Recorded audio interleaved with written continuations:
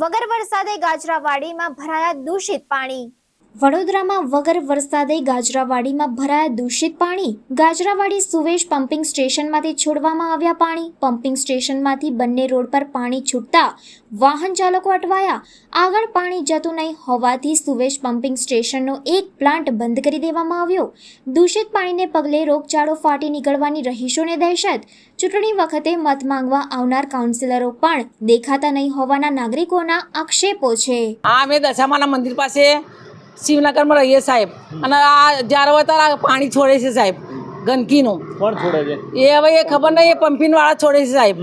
અને ગંદકી જો છોકરીને મારા 2 દિવસથી આંખમાં ઇન્ફેક્શન આવ્યું છે, મચ્છરિયા પેલા ગંદા પેલા કીટાણુ ઉડે છે ને કરડે છે સાહેબ, ને બધા બીમાર થઈ ગયા છે। બોલો તો આ પાણીનું કંઈ કરો તમે? કોર્પોરેશન શું કહે છે? કોર્પોરેશન કંઈ વાત જ નહીં સાંભળતા સાહેબ અમારી। કાઉન્સિલર તમે જેને મત આપે એ મત આલ્યા એ નહીં સાંભળતા સાહેબ અમારી વાત, કોઈ સાંભળતા જ નથી અમારી વાત। તો હવે કરવાનું શું સાહેબ? અમારે કોઈ આવતા નહીં।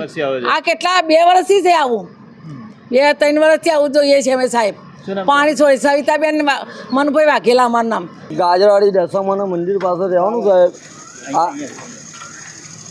આજે આ સમસ્યા અત્યારની નહીં, આજે 10 વર્ષથી જ આ જ વસ્તુ થાય છે। અને દર ઘડી અમે કહેવા જઈએ કોર્પોરેશનમાં તો કે એક જણથી ના થાય સાહેબ, 5-25 જણનું ટોરું આવવું પડે, પછી તમારે કમ્પ્લેન નોંધાવવી પડે, પછી અમે જોઈશું, પછી અમે આગળ કામ કરીએ।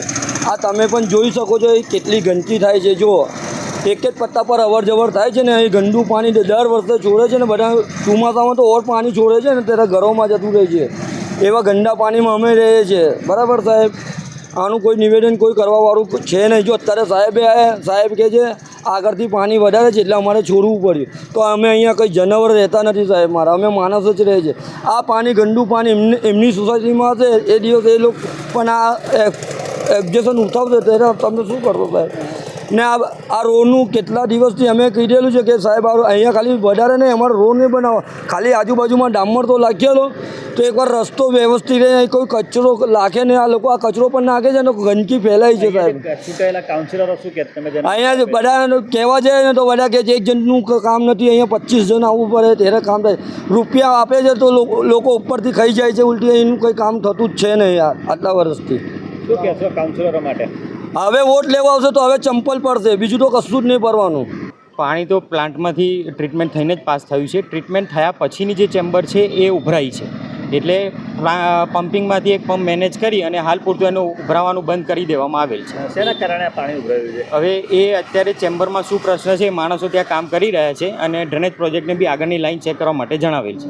નાગરિકોને એક્સેપ્ટ છે છેલ્લા 2-3 વર્ષથી આ રીતની પરિસ્થિતિ? ના, એ ચોમાસા દરમિયાન વધુ ઇન્કમ હોય તો એકાદ વખત ઉભરાતું હોય છે, પછી એ રૂટીન આવી જાય છે।